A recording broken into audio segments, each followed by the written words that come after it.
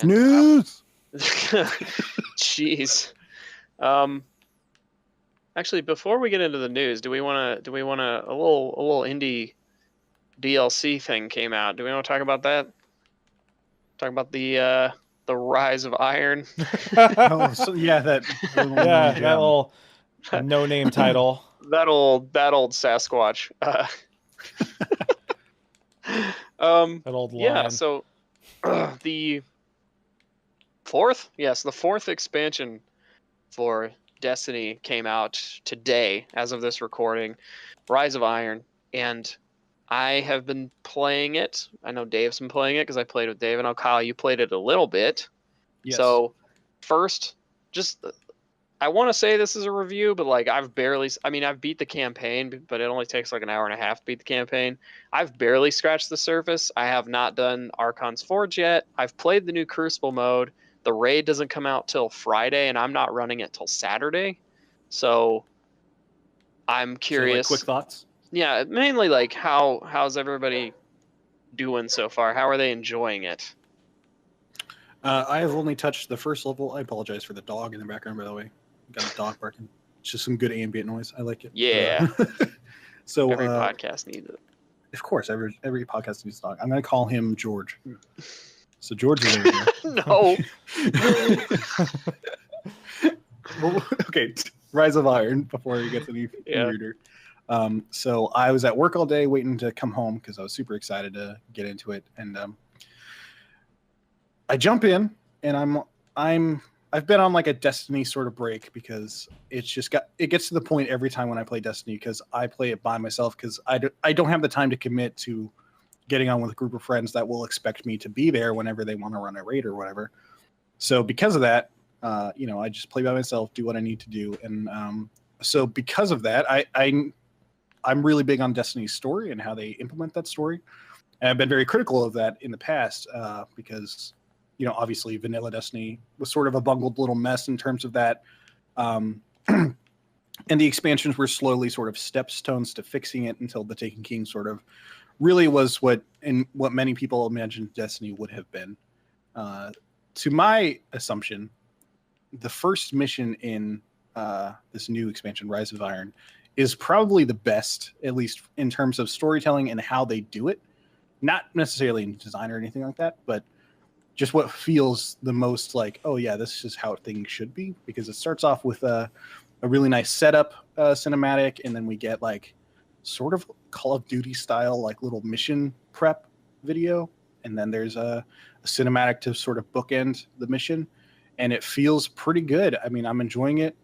I went back to the tower right after, and I'm in that mode where I'm like getting the newly, God, what's the standard? What's the cap for light? By the way, it's like 380 or something, right? 385 is the new 385 light cap right now. And I'm currently at 300, so I got a long ways to go. So whenever I get like little blue armor pieces, they're I think 325 or whatever. So like immediately I'm jumping up in light, and that's making it really fun. So it's giving me the little pieces I need to really jump back in, and I'm excited to get back to it. Cool. Dave, I know that you hadn't been playing and you were like way low light level to the point where you couldn't even do like one of the missions. So basically this is actually all up on a video that was put up. This is coming on Thursday, right? So it would be 2 days ago by now.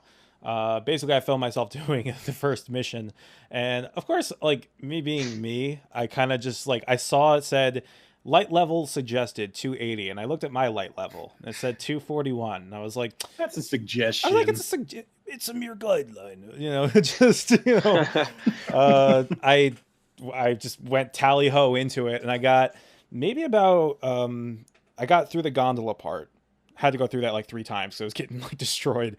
But I get to this part where like 4 invisible what was it, the vandals, they with the swords, they drop down, and I start shooting at them, and it just says immune. And I'm just oh fuck. They just start ganking me over and over and over again, to the point where I actually tried to jump over them and run through the map, but even like the boss of the level was was immune too, so I was like, oh, this is fucked. So I ended up having to quit and go and do some real quick power leveling. I got myself to like 250, I think, or something like that. Got like one new weapon and just charged in there. Got through it. It was the most trying ordeal of my life. It was like I think I died to Sepix perfected. Septic's perfected, yeah. I think I died to him like 10 times. It, it was really, really bad. I've been there, buddy. I've been there. Yeah.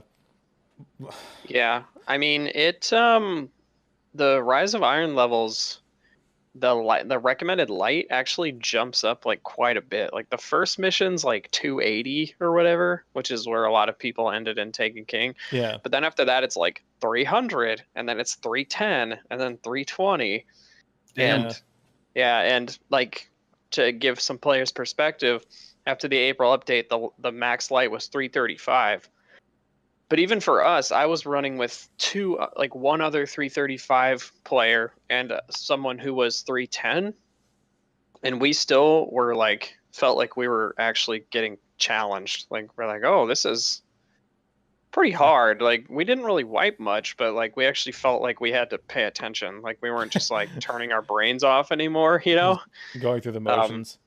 Yeah, like, oh yeah, just grinding this. Like we're actually trying again. So that was pretty cool. I will say that the storyline, I beat the campaign. I won't do any spoilers, but obviously like Destiny campaigns are really short.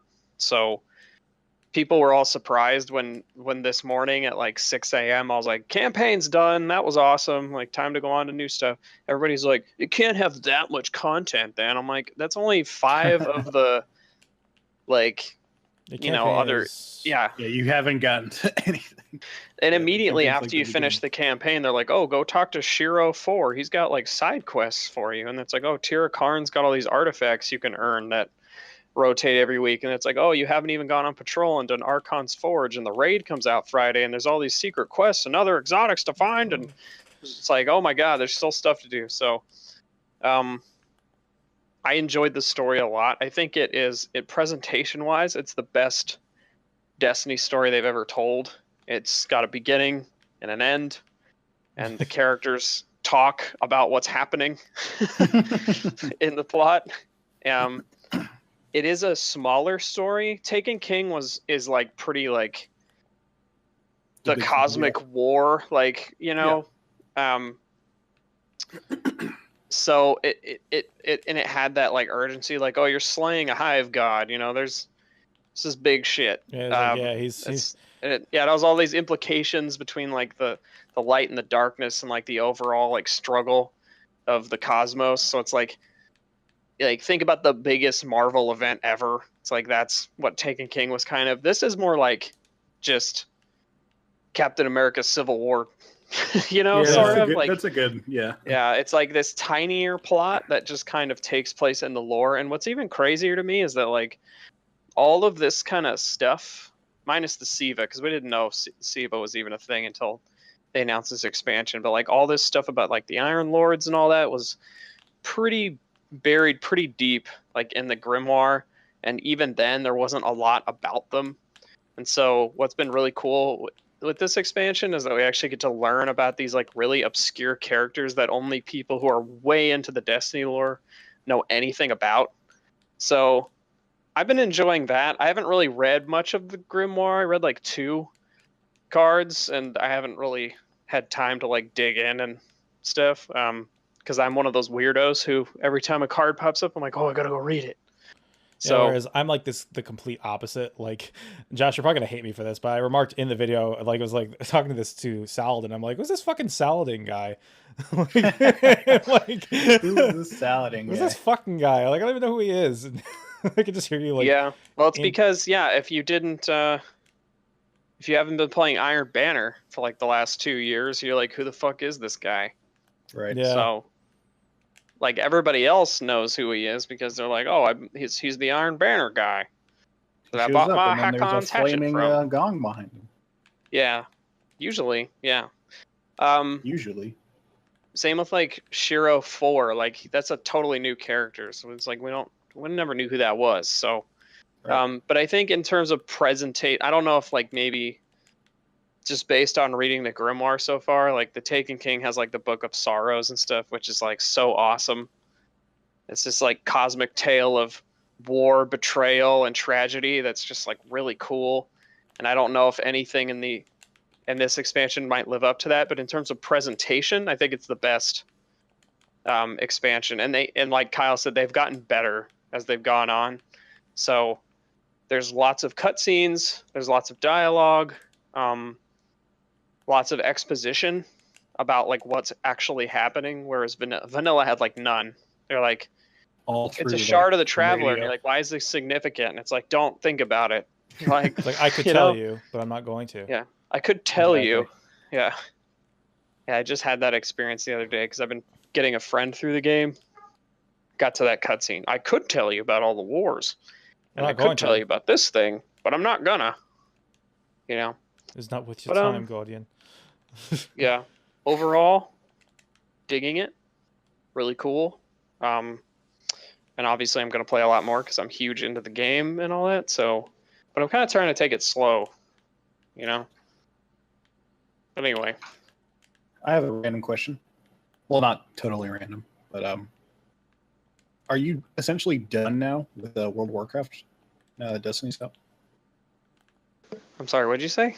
Are you done with World of Warcraft now that Destiny's out?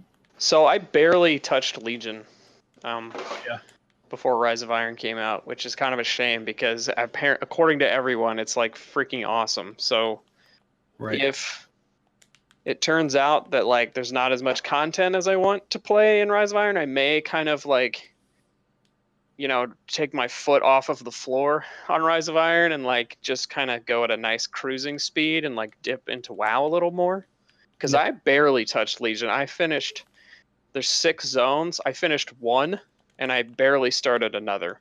And I got to level like 103 out of 110. So barely touched it. And as far as I know, I think the raids finally came out today. Like the WoW, like the first raid. Oh, today? Legion came out today. That's yeah. funny. So I am, and I'm obviously not ready at all for that. So, and I also need to get back to Deus Ex and stuff. But right now, I'm really digging it. It's fun, getting new guns and like analyzing them, and the skeleton key system is just really cool. There's a lot of nice, quality of life changes that I'm really into. So, yeah, it's pretty cool. I think I've played 6 or 7 hours so far, maybe. I don't know. I took a lot of breaks today and I wasn't counting, so Right.